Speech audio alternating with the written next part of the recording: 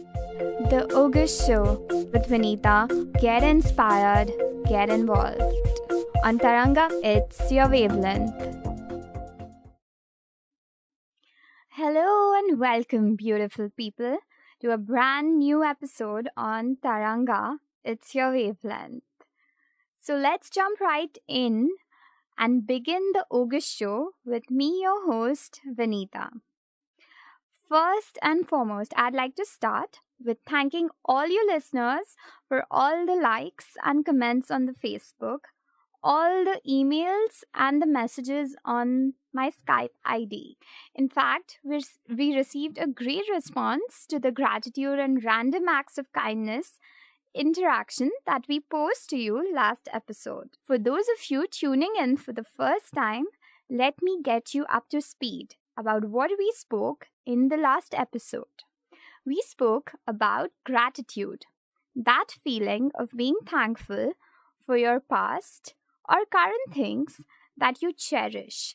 It could be your friends, your family, your spouse, the mountains, some song you like, your own talent like painting or scuba diving, or just as simple as your job. And we at Ogush believe that by thanking for your past and current things, you can radically change your life and attract more things in your life that you are grateful for. Let me read some of the comments that I have got.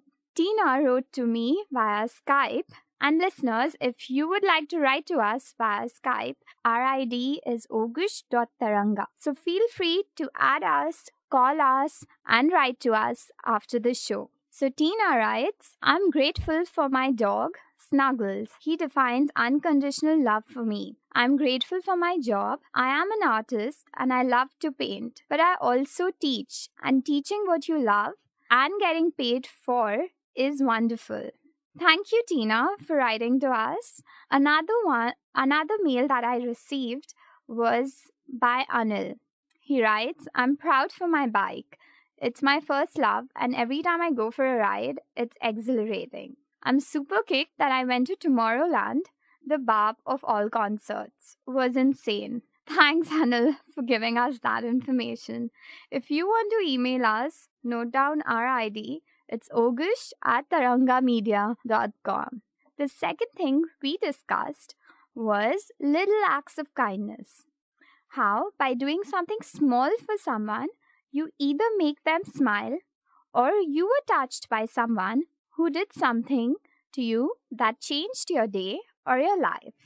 Let me share some of the insights that I got when I was talking to one of my guests, Aditi. You will be listening to Aditi next week, and she told me when she was studying few years back, she would pick up small kids and give them a ride from point A to point B. The look on these homeless kids just redefined her day. She felt so nice doing this small thing, and it was much more than going and buying gifts or presents for herself. Also, would like to mention that we've received tons of traction on our website www.ogush.com. Thanks again for all the curiosity and the encouragement. The site is just a teaser, and we would be coming with our alpha version soon. Also, for the benefits of the new listeners, let me tell you what Ogush means. Ogush is the online gush. Gush means flooding or spreading like fire. So, my wonderful listeners, we want to flood your gates with inspiration, motivation, and tons of positivity. And we believe nothing, absolutely nothing matches to the feeling of feeling good. So, we attempt to bring you the best gift anyone can give you, the gift of feeling good. So, get ready to receive.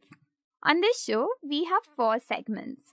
First, we have the welcome cheer, where we give you tiny ways or small changes that you can make that will make you feel good, and hopefully you spread the cheer. Second and third, we feature inspiration icons, people who personify inspiration in their daily life, people who've jumped hurdles to be where they are today, people who have special skills or knowledge to share this feeling with the world. And in the last segment, it's all yours, all about you, my lovely listeners. It's your takeaway. So let's get started, wonderful people. Last night, I was watching this movie, Finding Joe.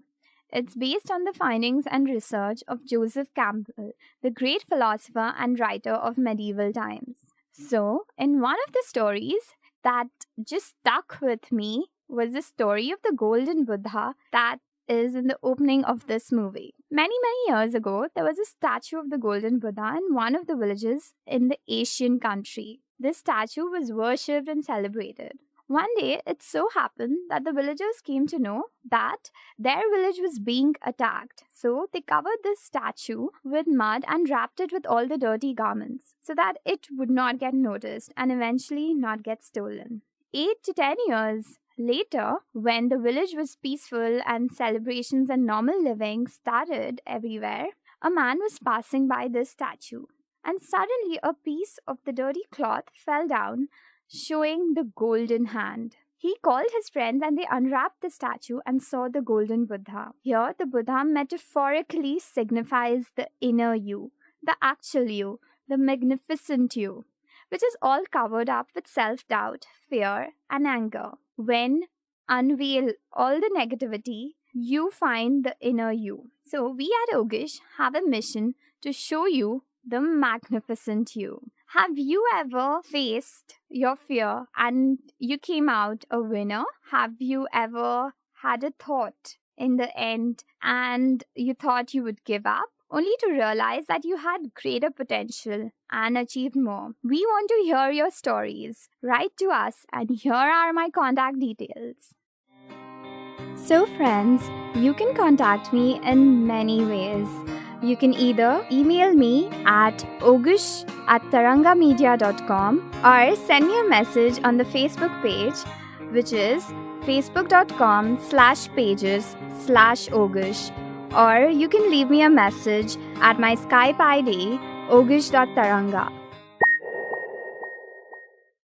Welcome back from the break. We move on to one of the most awaited part of the show, inspiration icons. People who have done wonders, redefine their life. So today on this show, we have a very special guest. Someone who has skyrocketed the ladder of success. Beautiful, charismatic, an absolute pleasure to be with.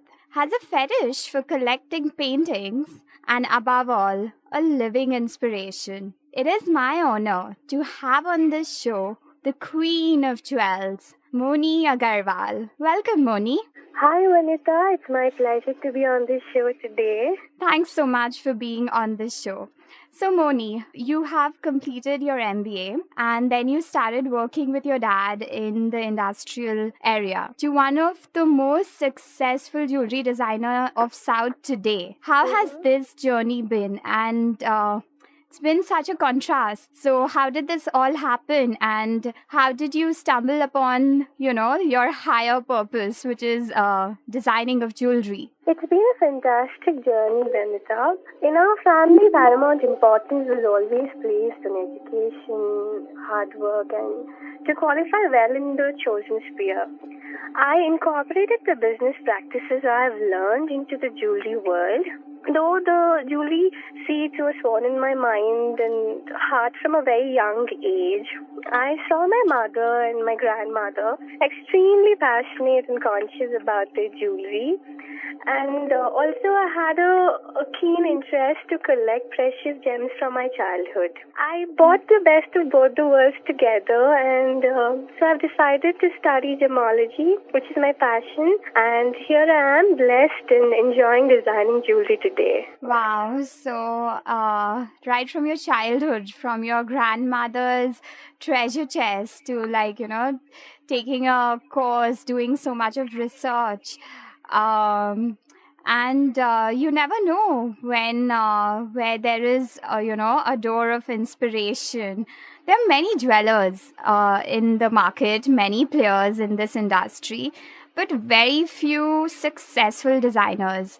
What really makes you stand out, Moni? And could you talk a little more about your whole strategy, your associations? Yeah, you're right, Vinita. There are more players in the market, but few designers. But to me, my jewelry is all about designing, and the whole design process is what excites me the most. I think it's the same case with any art form or any artist. I feel inspired constantly seeing a form of nature or culture, history. I quickly get into my trance and get into my designing. And strategy therefore doesn't enter the picture. I keep it very real and natural. As far as my family has come up with, we always, like I said earlier, jewelry might not have been the family business, but it's very much, a family passion, which also helps me supplementing the whole interest and getting the jewelry done. So, apart from your whole passion, I think you have taken a different path. You have done shows, you've done events, you've done fashion shows. What really made you take this, path of promoting and educating people about jewelry? Can we dive into the various initiatives such as your retail therapy or jewelry workshop? Yeah, my approach to jewelry and jewelry designing was a little different. It was to educate people about jewelry. I shared what I have learned, what is right kind of jewelry and what works for what occasion, and it was more on the education backdrop. And there are more kinds of jewelry which people don't know how to blend in with the outfits. So that's when I came up with this workshops and events which really help people to, know more about jewelry. So I think my shows and workshops are all about learning and revising and more education about jewelry. Wow, it's amazing what people can do if they follow their dreams, just coming up with such innovative ideas and actually educating people about jewelry. I haven't heard of it before, but it's definitely a great change. So, who has been or who have been your guiding force, who've supported you in this journey, and who do you look up for inspiration? Like I said earlier, my family has been the biggest strength and support to me. It could be pre and post getting into jewelry designing. They always been my inspiration. And also I draw my inspiration, however, it's different ball game every single time. But I may just take an inspiration anywhere and everywhere. It could be a very insignificant ladybird in the garden to the most prolific and grand jewelry worn by Maharajas and Maharanis of ancient times. It could be a river, a flower, it could be a bird, or it could be complete culture of our country, So it's every time, it's just, I think, different reasons and elements which I draw my inspiration from.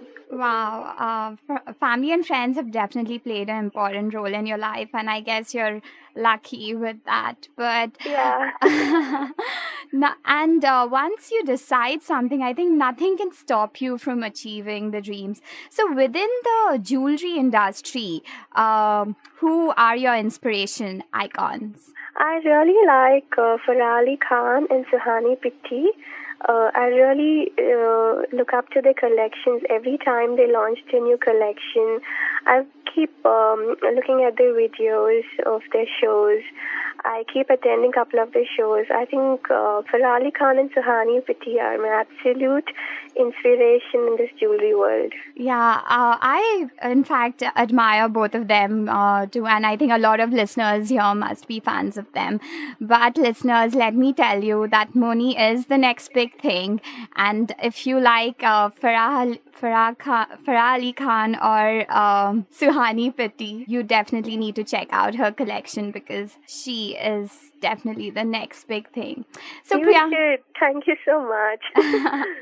So Priyanka Chopra says that the universe applauds you by giving you awards and accolades to show that you're going in the right path. And you definitely have received tons of that. So let's talk about your highs. What has been by far your favorite event or something, which you couldn't believe it's happening to you? Yes, Vinci, you're right. Recognition and acknowledgement always feels good. And to be honest with you, I'm actually a very simple girl and a very easygoing person. Even a smallest thing, a simplest thing can make me happy. Like, having a plate of pani puri with friends can actually make my day. But on the professional level, yeah, I have been blessed and privileged to experience few highs in my journey. The most recent one I'm the first jewelry designer to showcase my collection at IIJW from South, which I'm really excited about. And Indian International Jewelry Week in Mumbai is been my dream. And I'm going to showcase my collection named Watch of Satlada, which is a nod to Nizams of Hyderabad and is, it's based on the rich culture and heritage of Nizams of 19th century.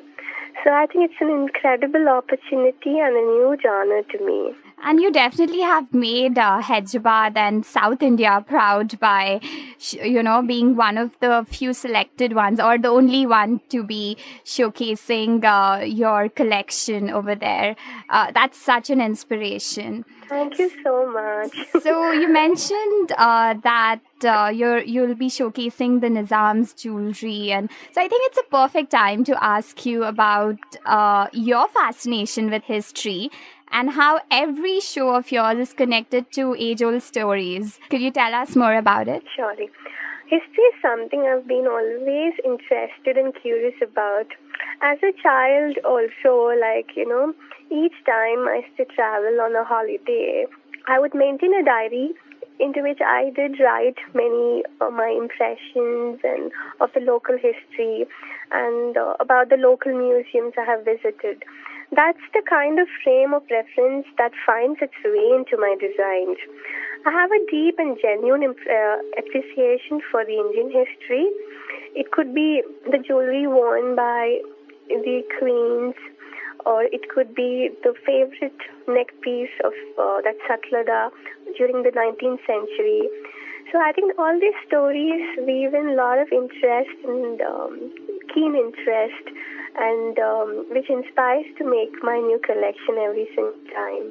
That's great. So, on today's show, and this show is all about inspiration, and also one part of it is giving back. So, can you tell us your associations or any events where you did something for a cause or charity, and what does that feel like when you compare it to your commercial events? I think shows, events, and workshops keep us to explore, learn, revise, and introspect. I have done proper shows wherein I helped a lot of charity and a lot of causes. And I've also I have brought Vogue School of Style to Hyderabad, which I believe is a complete workshop wherein it's an educative program on grooming, styling, which most of the Hyderabadis appreciated.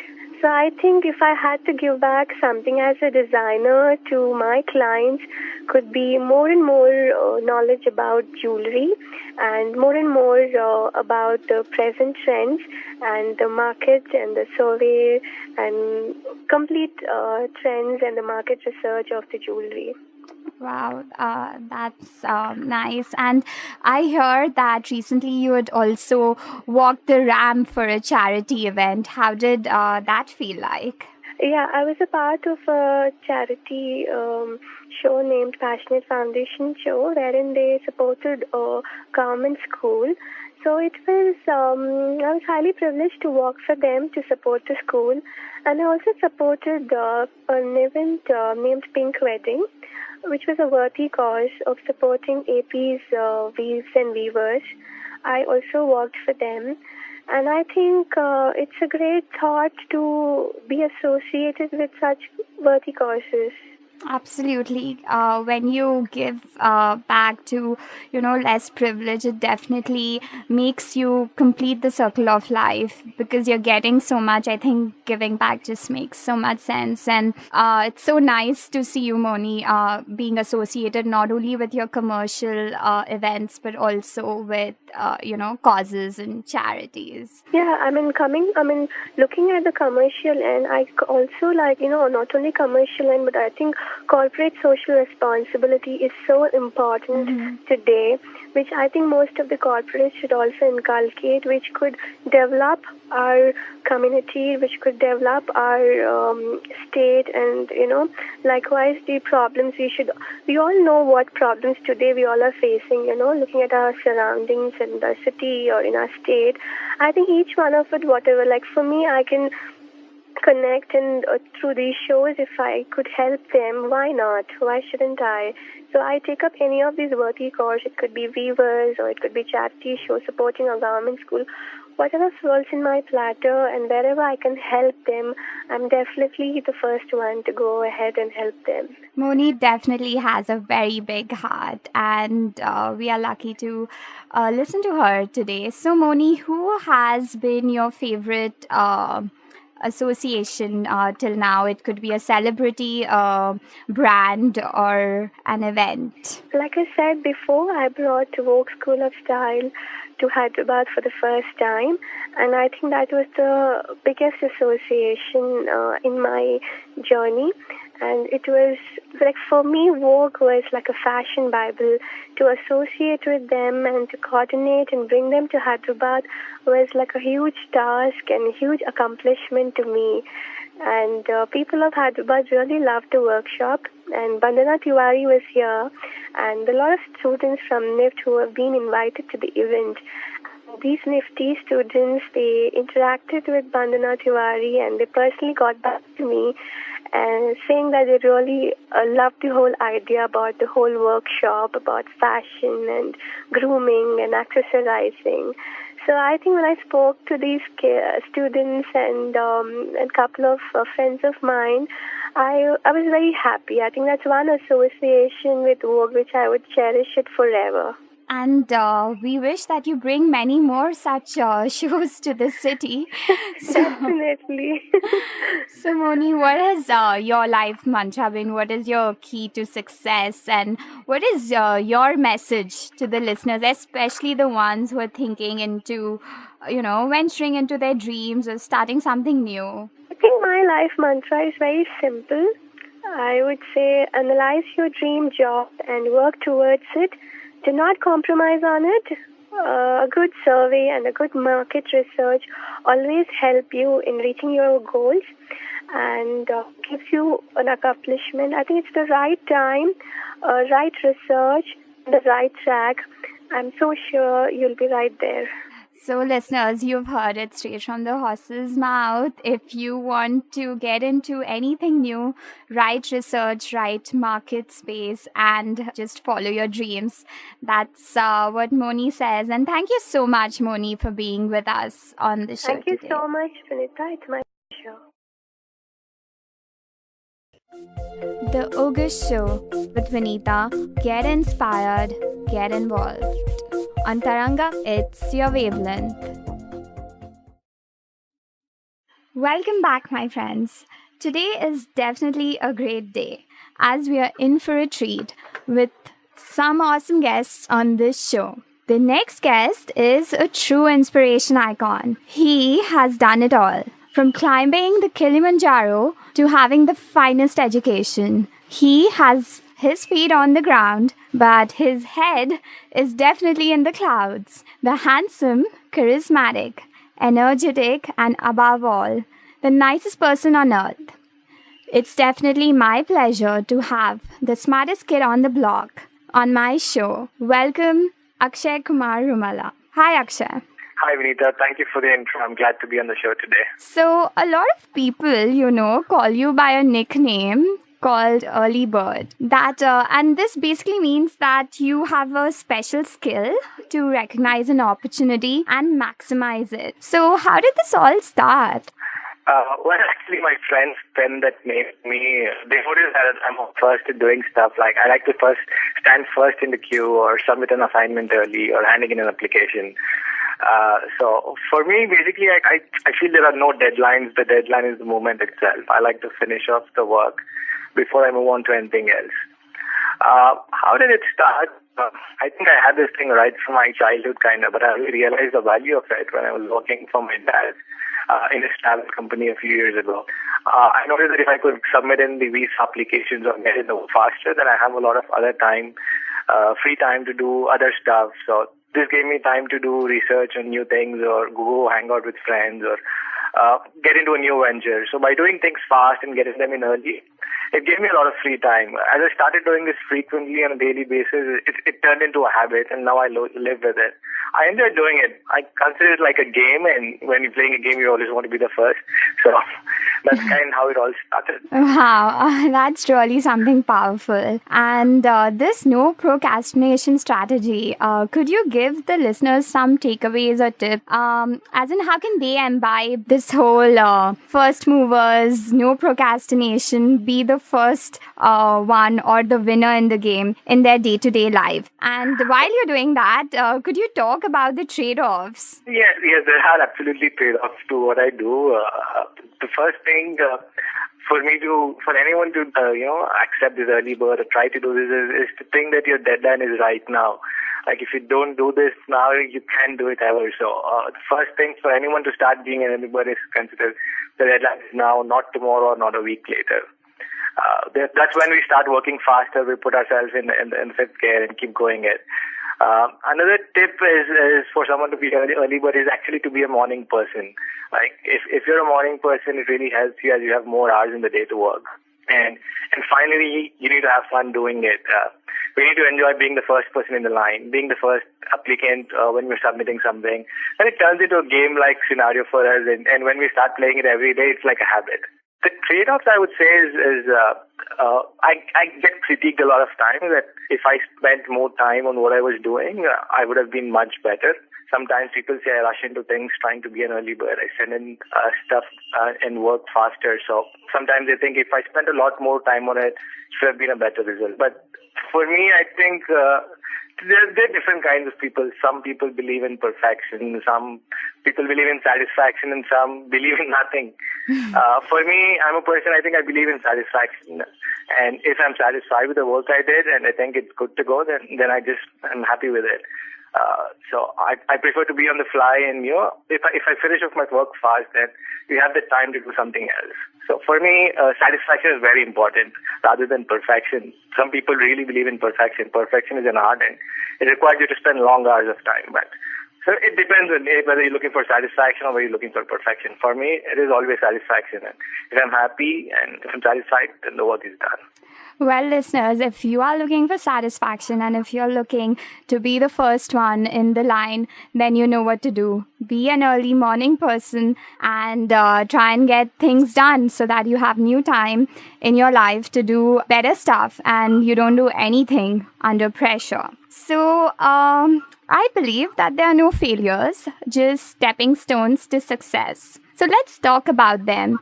You have had an experience to start a few ventures that did not go, I guess, the way you had planned them to go. So what were your learning points from them, and what is your advice to people venturing into startups? Well, I started off a venture with two of my very, very good friends.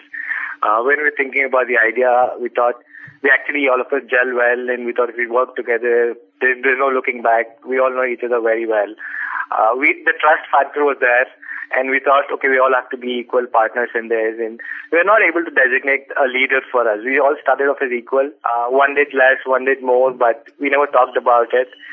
we didn't realize that there should be a first among equals. Everything started disintegrating as no one was taking responsibility for their own work, because we thought it's done as a group. So that's one big learning point for me, was when you're doing something with friends, especially people whom you know, whom you trust each other, it is very important for us to define our roles, understand who is leading the pack, and do our duties accordingly. If all three are leaders and there's no one following us, it's going to be pretty difficult. Another thing I noticed was there was a lot of absence of conflict within us. Like if a problem came in, we never talked about it as we thought it would hurt our egos. Our friendship would get affected with it, so we tried to push it under the rug. So I think when we look back at what happened, it would have been better if someone was the leader responsible for the thing, and a couple of them following him, and then we started discussing. So we have a hierarchical structure and stuff. So that's a big learning for me, is whenever you're trying to start something, have a structure in place, as even though if it's your friends or family or anyone. So people, you've heard it straight from the horse's mouth, have a designated leader to do stuff. I guess it's like when people go out drinking, they have a designated driver, and he's really responsible for the rest of the team. So when you can do that while you're partying, definitely do that when you are starting something on your own. And the second point that I picked up from Akshay was ignoring the conflicts can be a really big downfall. So confront what is going wrong and talk about it. It may go your way altogether, or you may have different ways. But so Akshay, I guess this was a blessing in disguise, as this gave you a lot of trust to move on forward and to do things that you have never imagined before. After that, you went on to do your MBA from one of the most reputed schools in Canada, and went on to be one of the 2 people that were selected for the IBM Extreme Blue. I know a lot of people listening to us, especially from the US in the IT sector, would definitely be envying you right now. So how's that journey been for you? What were the highs and lows? And how does it feel to be one of the 2 people selected out of a batch of like so many students? Well, it was actually, I was the only from my school. I was the only one from my school, and we had a total of 4 from all over Canada. So we had 4 selected from all over Canada, and I was actually the only one from my school. Oh wow! For this program. Okay, so the only one. It was. I would say this was a result of my early bird habit. How this happened was I actually started looking for internships way ahead of everyone else. I started looking for it in September for May. So I had a lot of time to explore what I wanted to get into, and that's when I started looking at the Extreme Blue program. So this was the first internship I inquired about, since this was much earlier than all the other things that came forward. And this is what I landed. When I spoke to the HR after my offer, she told me she was surprised that I contacted her in September for May of next year. Generally, people don't do such early. So she appreciated my enthusiasm in getting in early and trying to find out about what the program is. It was a very nice program, I would say. It was interesting. It was very fast-paced, super challenging 12 weeks of work. I had a very interesting team. It was me, an MBA. Then I had a PhD who was specializing in scientific computing. I had a physicist, and I had a software engineer. So we formed a team of 4, and we were given a task to do. I would say the whole experience of MBA and IBM is work hard, play harder. The people we meet, the things we learn, the hits we take, the entire experience is unreal. I never expected I would learn so much about not just the world around us, but it was a great program that when I reflect, I'm surprised with what I've learned, and this keeps me growing. One thing I learned from the entire experience is whenever there are a lot of pressures, there is a lot of chaos. There is a lot of stupid stuff, foolish stuff, but from going towards and looking into those wrong and stupid and foolish places, we find the real discoveries. And I was able to do that a bit. My work was appreciated by my peer and my manager, and that internship now finally translated into a full-time job with the company. So I'm presently a senior consultant with IBM for the Global Business Services. I would highly recommend anyone interested in this program to check it out. It's a very amazing program. I don't think you'll get such an experience. Well, I don't know about being the leader, but you're definitely doing good marketing for this. So, Akshay, we know the professional you, and now let's get personal. How has this whole thing affected you personally? And has there been moments in your life that you've never imagined that it could be so good, like a miracle or life changing thing?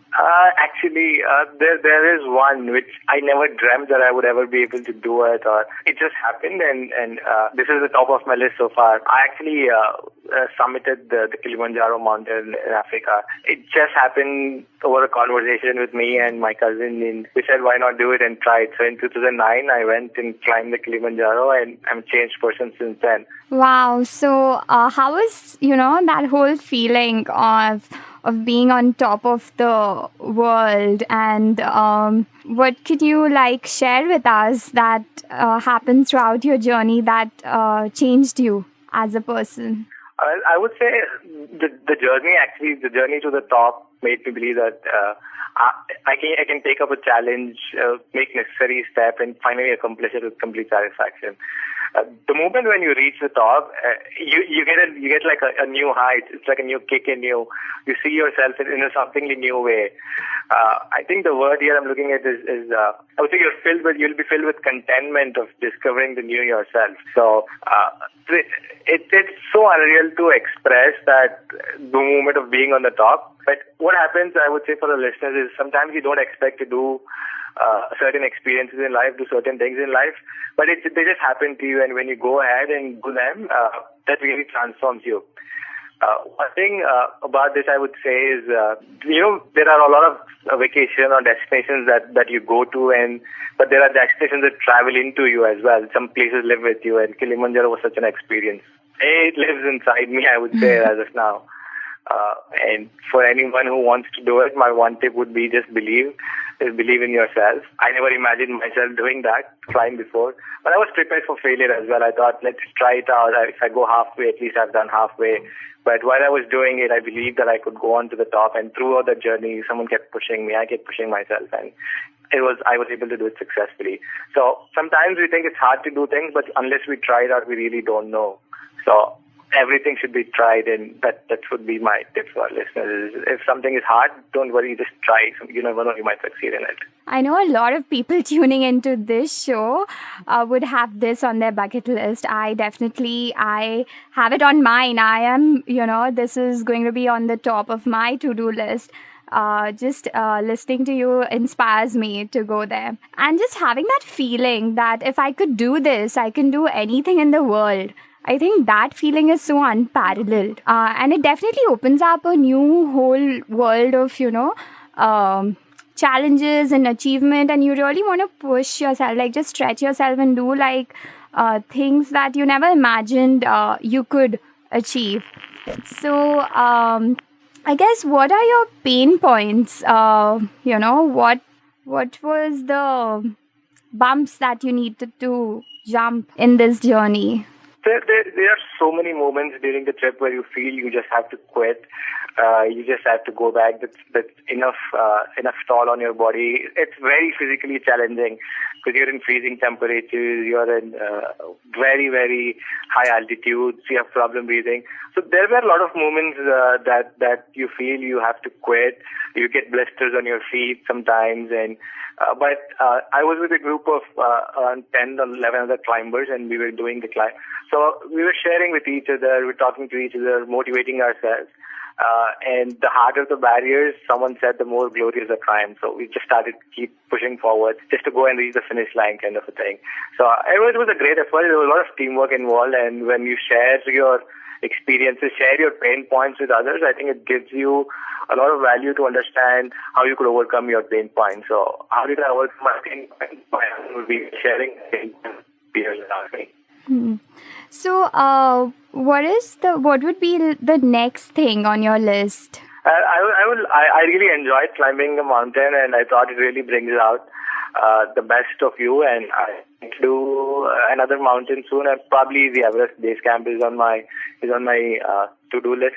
I'll try and do that next. Listeners, if you want to join Akshay to do that, you know where to write to us and contact us. So, write to us if you want to be in Akshay's team to climb the Mountain Everest. And I guess, Akshay, you could, like a special treat for the Ogush listeners, organize a small little trip for us. I would love to do that. So, Akshay, your friends say that you swear by this quote unquote, giving back is moving forward. It's like your whole life revolves around that. How did this start? I was involved with a lot of social and community-based activities right from a young age, but for me, giving back then was all about saying, doing a food drive, donating money, donating clothes. That was my idea of giving back then. But the thing that I live with today, which is giving back, is moving forward. It's not just about giving money or giving clothes or giving food. It's about giving time. This all started when I met a few people on my Africa trip. During the climb to the Kilimanjaro, I kept interacting with a lot of guides and a lot of porters who come with us to understand their culture, their lifestyle. For several people of the peak, being a guide was not just an imitation of life, but it was their life itself. All they wanted was to be able to talk to us, share their stories, listen to our stories, appreciate their work, help us out. They wanted us helping them out. That's when I changed my perception of giving back. For me today, giving back is giving back love, giving back to your parents, to your friends, to the people who know you, people who don't know you. We all know that today we're all busy people. We all have a lot on our plate. But if we dedicate a little bit of our time to enrich the lives of others around us, then it not only changes their lives, but I think it changes our lives as well. I can give you an example here. We all pray for our loved ones. But do we ever pray for the homelessness or the ones who live on the road? Most of us presume I don't. But for me, a way of giving back is just include everyone in your prayers and or help out a friend in applying for his job. Share a meal with someone whom you don't know. Some of us do most of these things, but we actually don't realize that we're giving back. If we consciously put a sincere effort to give back time, then I think we're surely moving forward.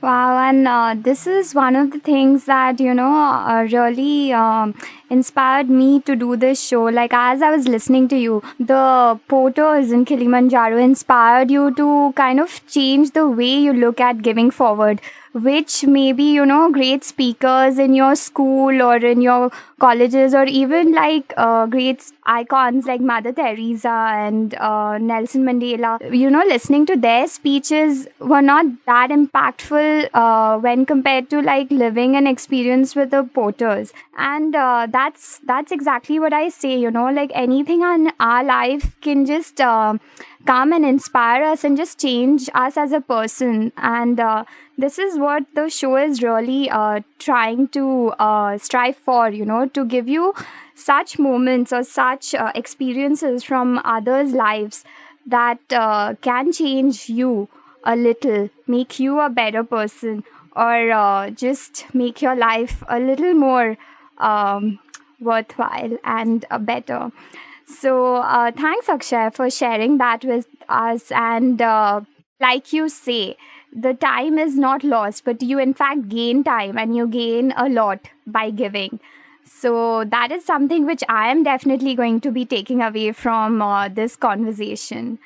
Now, while saying that, I know a lot of your leading edge thinking, comes from your parents. So could you highlight just one or two moral values that you've taken away from your parents that make you a better person today? My dad has been a great influence throughout my entire life. He's an embodiment of leadership for me. My family was my inspiration icon, I could say, during my childhood. One big value that I took away from him is that if you have to create change, you have to be the leader. You can't just sit back and wait for things to change to suit your needs. You have to talk about them, be outspoken, and take action. That's one thing that comes naturally to me because I grew up seeing him do that. So leadership is one value, or taking a lead on something is one value that really came from him. Another value that makes me a person today is humility, and I credit this to my uncle, to my mom, whom I've observed all my life, who have achieved great successes, but what makes them special is their humility and down-to-the-earth attitude. They told me that what defines them as a person is their behavior to people around us. How humble are we with them, how we show our care to them. The only thing, the golden rule for them is if you give love, you get love. So I think humility defines a person no matter how big you are. The humility in you defines exactly how good you are. So humility and leadership are two big qualities that make me what I'm today. Wow, ladies and gentlemen, if that's not perfect balance, I don't know what is. So, Akshay, do you have a stress buster? Oh yes, absolutely, I do. With all the free time, the pressure situations in it, I need a stress buster. For me, my favorite stress buster is cooking. I like to cook. It transcends me into another world. I spend a lot of time understanding the recipe, sharing it with friends, trying to serve a meal to someone. I think all of us need a hobby or something that we love, which is very close to our heart. So not related to our professional or personal life, which is just very close to you. And I think that really takes you away. You forget everything else. Yeah, like people say, like meditation helps them out. So this is a meditation kind of for me. When I'm in the cooking mode, I'm just thinking about my food, enjoying it. So, you're an early bird, you're a chef, you have this perfect balance. What is your golden message for our listeners? What are your key takeaways for them? From my experiences and what I've learned looking back is I believe that no matter however successes or how big we grow in life, what will define us is how we are remembered by the people around us. And when we look back, how we remember ourselves, not just by people around us, but by ourselves. When we look back, okay, this is how I know Akshay. So how we know ourselves. So I think our lifetime is limited. So my advice would be to try as much as you can. Don't be afraid of failure. Be humble. Your experiences will build your character. Give back as much love as you can to everyone, irrespective of the relationship to who. Being humble, I believe, will always win your hearts. I would like to close saying, Ralph Waldo Emerson once said, a great man is always willing to be little. And by doing that, I think if we get to peace with ourselves, then we're surely at peace around us. So, friends, you can contact me in many ways. You can either email me at ogush@tarangamedia.com or send me a message on the Facebook page, which is facebook.com/pages/Ogush, or you can leave me a message at my Skype ID, ogush.taranga. Welcome back, friends. We have on our show Lalita. For those of you tuning in for the first time, let me introduce you to one of our integral members of the Ogush team. Our blogger, the coffee addict, chocoholic. Well, people, she isn't a chef or a brand ambassador for one of the coffee shops. Just the very own smart, talented and witty Lalita Kakulapati. So Lalita and me are on a mission to tell you all why we are talking about inspiration, and a very close segment to this is positive thinking. So today we would talk to you about being positive. Everything we can do has two results, either good or bad, success or failure. But fearing failure does not get us anywhere. It will never make us go forward. Well, is your glass full or is it half empty or half full? How do you answer this age-old question about positive thinking? That may reflect your outlook on life and your attitude towards yourself and whether you're optimistic or pessimistic. Now, positive thinking is a very important tool to achieve things in our life, and it also keeps us happier. Because when we're less stressed out and not thinking so much about what can go wrong, we're more productive too. Absolutely. And positive thinking has so many benefits to it.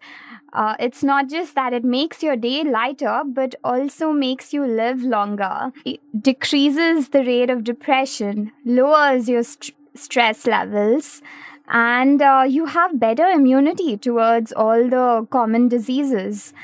Reduce risk of death from heart diseases, and better skills during hardships and time of stress.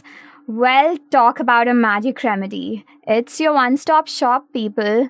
positive thinking. And positive thinking doesn't mean sticking your head in the sand and pretending like everything's fine when it's not. It's a lot more than that. It means that when you're in deep trouble, to look for those silver linings, find that opportunity in your tragedy, and turn things round. Well, positive thinking just means that you approach the unpleasantness in a more positive and productive way. And you have to think that the best is going to happen and not the worst. And how do you do this? You do this through self talk. What is self talk? Well, it's the endless stream of unspoken thoughts that run through your head every day, every single second of your life. You should consciously try to make most of these thoughts positive. And how do you achieve this positive thinking? It's just not in an instant. It definitely takes practice and it comes with time. But take that first step and at least analyze those thoughts. Just become aware. By becoming aware, half the job is already done. So let us help you all to find those thoughts running through your head. Let us give you examples of the negative self-talk and let's see how we can turn it around to positive thinking. So Lalita, are you ready to help our listeners to boost their lives and bring in positivity into their daily lives? Absolutely. Let's start with an experiment. I'll come up with negative thoughts and you can try putting a positive spin on them and then we can reverse it. Sure. So, suppose I say, I've never done it before. What could I say? Something like, it's an opportunity for me to learn something new. And, well, what if I say that it's just too complicated? Complicated? I don't even know what that means. Let's just look at it in a different angle. Let's tackle it from a different perspective. Now let me take a spin at you and let me ask you, what if I say that I don't have the resources? Well, I'd come up with something like, necessity is the mother of invention. Come up with something new. I'm too lazy to get this thing done. Well, I'd probably say I wasn't able to fit it into my schedule, but I'll take another look at my priorities and fit it in somehow. So, okay, let me give you one last one. There is no way I can do this. It's just not my cup of tea. Well, you could turn there's no way into I can try. Well, absolutely, listeners. If you think that you don't have the time or you can't get it done or it's too complicated, you know what to do. Just spin it around into positive thinking, into a success story. Do you want to play with some more examples? Sure, let me go. What if I want to change something and think that it's too radical? What if you could just turn the word around from change to chance? Let's just take a chance. What if I say, no one bothers to communicate with me? Well, I would come up with something like, I'll see if I can open the channels of communication and maybe take the first step towards it. Let me go with the last one. And the absolute last, listeners. This is just the last example that we are going to give you. I'm not going to get any better at this. Again, let's give it another try. So I think try has been the most favorite word for Lalita today. And to try it is. Let's all take the first step and give it a try. Whatever you're fearing, whether it's big or small, it is your chance to make it into an opportunity and go for it. Just try. Well, I think what someone who's trying for positivity could do is, this is a very simple exercise which you can do every day. You can check periodically, just be conscious of your thoughts and analyze if they're mainly negative or positive. If you're lapsing back into negative thoughts, turn them into positive ones, like we just gave you so many examples for. What else can you do? You could surround yourself with positivity. Make a list of all those people that just make you feel positive or make your world seem lighter. Hang out with those positive people. It will definitely create a ripple effect. Lead a lifestyle. Make a humor a big part of your day. Learn to see the funny side. And it's funny how humor works. Yes, it's funny and it's humorous, but it's also a very big part of being healthy. So every tragedy that you have, try and look at it from a lighter angle. And as Charlie Chaplin said, that life is tragedy at a long shot and comedy in a short angle. So don't get bogged down by your tragedies, because one day you're going to look back at them and laugh at them. So practice the self-talk. Try thinking everything positive. And with time, you will definitely succeed. Well, the first thing to know is that you shouldn't expect to become an optimist overnight. It takes a lot of time and a lot of effort, but don't go too hard on yourself. Be gentle and encouraging, and don't say anything to yourself that you wouldn't say to others. And of course, negative thoughts enter our minds. It happens. But when it does, evaluate rationally and don't just think, oh, I'm having only negative thoughts. Just respond with what is good about you and share your mood, share your positive mood. When you share it, both you and those around you will enjoy an emotional boost. Absolutely. Sometimes we just beat ourselves so much for not getting it right the first time that we forget to encourage ourselves or to, give ourselves a pat to doing something right, even if it may be a baby step towards the larger goal. We struggle to find positivity. So I'm going to hand it over to you listeners and write to us. Tell us, what do you think of positive thinking? How has it helped your life? How do you overcome some obstacle by thinking positively? Or did you have that positive moment that completely changed your life? Do you have those great positive thoughts to share with the world? Write to us and share all these. And my contact details. Here you go. So friends, you can contact me in many ways. You can either email me at ogush@tarangamedia.com or send me a message on the Facebook page, which is facebook.com/pages/Ogush, or you can leave me a message at my Skype ID, ogush.taranga. And now, my friends, like all good things come to an end, so has this show.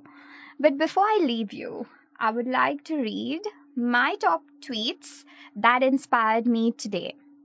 The very first tweet is by the famous, influential Dr. Maya Angelou, the African-American actress. And you can follow her at Dr. Maya Angelou. She tweets, "I have had a lot of clouds, but I have had so many rainbows in my clouds." The next inspiring tweet is by Oprah, and she needs no introduction, but she is one of the most inspiring and influential American alive. She goes, "Go confidently in the direction of your dreams. Live the life you have imagined." And you can follow her at Oprah_world. The next tweet is one of the ladies that I follow, Malathi Drew. And you can follow her at We Promote. She quotes, "It's time to wake up, Zen hand clap. This is the moment right now, not tomorrow, not next week or next year." The next tweet is my favorite Bollywood actor, Abhishek Bachchan. He writes, "In life, never take shortcuts. Always take the long and tough route. If not anything else, at least you'll burn more calories." #note to self. This definitely is my note to myself. And how can I not take this opportunity for quoting one of my very own tweets? And you can follow me at Vinita Surana. To create beyond imagination, to love beyond belief, to give beyond expectation is to live extraordinaire. So go, people, live it up, live larger than life, and live extraordinary. Thank you so much for listening to the Ogush Show with Vinita on Taranga. It's your wavelength. Until next time, goodbye, take care, and like I always say, stay inspired. The Ogush Show with Vinita. Get inspired, get involved. On Taranga, it's your wavelength.